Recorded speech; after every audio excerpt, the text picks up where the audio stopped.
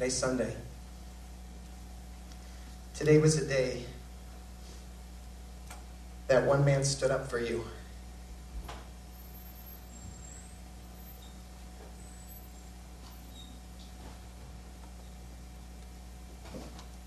Three days after Jesus died, he stood up for you.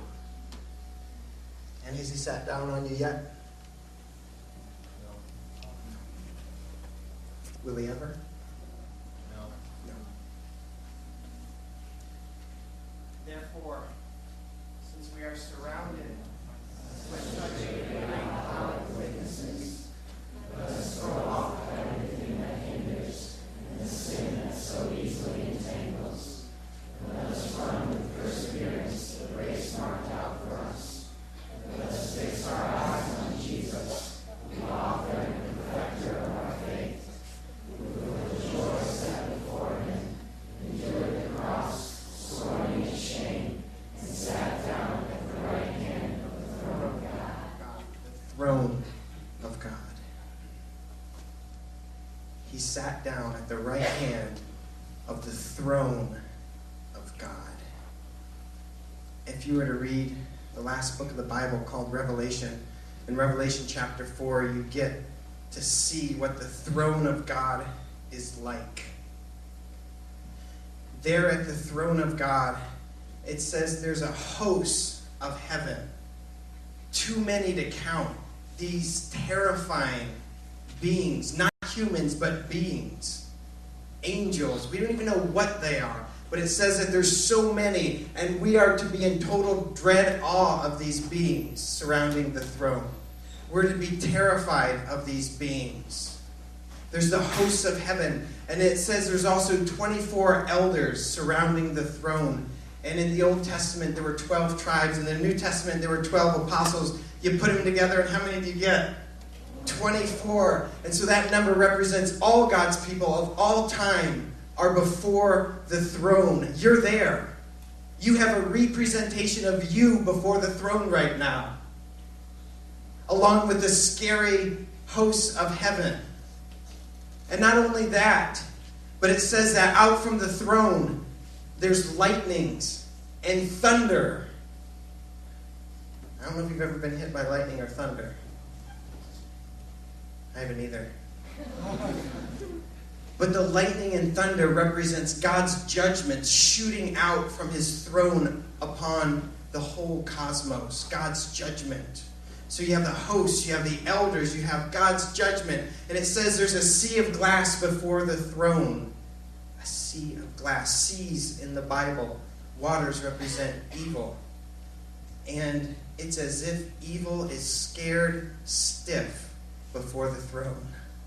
And it's calm as glass. And you're able to walk on it. Isn't that awesome? Not only that, in Revelation 4 it says that there's a rainbow encircling the throne. What does a rainbow represent? Anybody? God's mercy, right?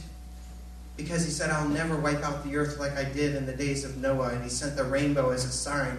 So surrounding this throne of hosts and angelic beings is mercy. Is it okay for you to approach the throne? God says, I'm surrounding it by mercy. It's okay for you to come to the throne. And then finally it says that there's a river of life pouring out from the throne. A river of life to give us life. That's the throne. When it says that Jesus sat down at the right hand of the throne of God in our verse in Hebrews 12:2, that's the throne. Do you got that picture? Do you have that picture? That's amazing.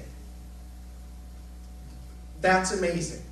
If we could have that throne up here, there would not be an end to our worship. I guarantee it. It would go on forever, and we would call that heaven. That's amazing. Do you want to know another mind-blowing thing? Another mind-blowing thing is this. A human being is at the helm. A human being is at the helm. the helm of the ship is the control center. A human being is sitting on the throne. And what's his name? Jesus. One of us.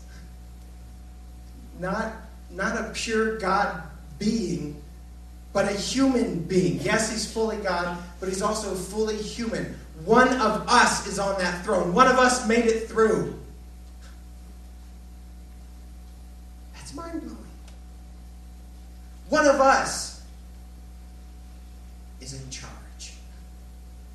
The throne is the command center of the entire universe. That's like the DNA. That's the thing that decides what happens in this world, right? The throne is the command center. And at the helm of the ship is a person, a human, like us.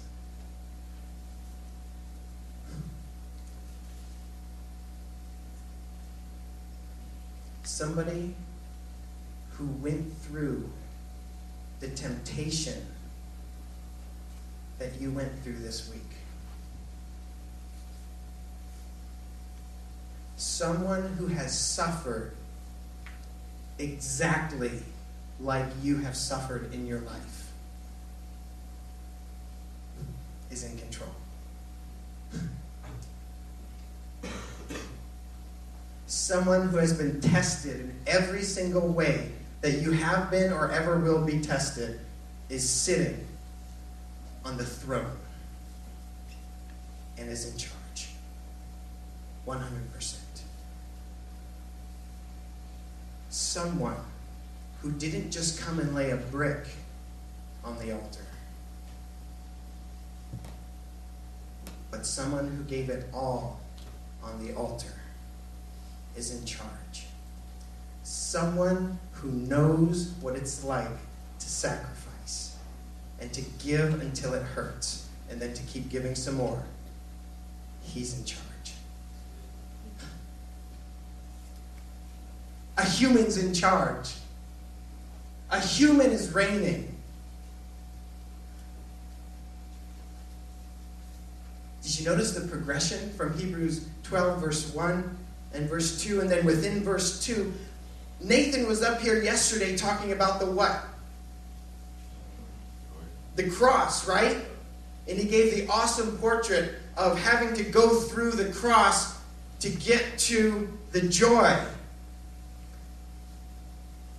It goes from the cross, the altar, to the throne. The progression goes from the altar to the throne. And if we leave here, if you live another day thinking that it ends in an altar, you missed it. It doesn't end in an altar. It ends in the throne. We win. We win.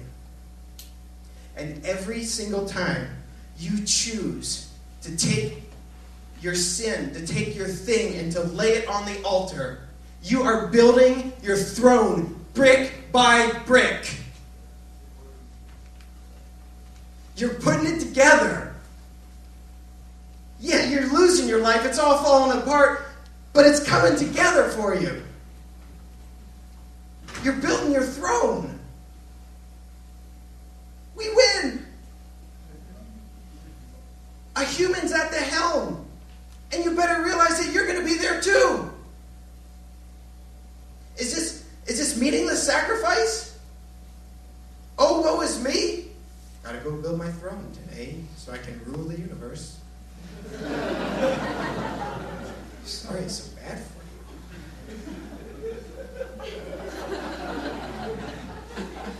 I was just going to go watch TV.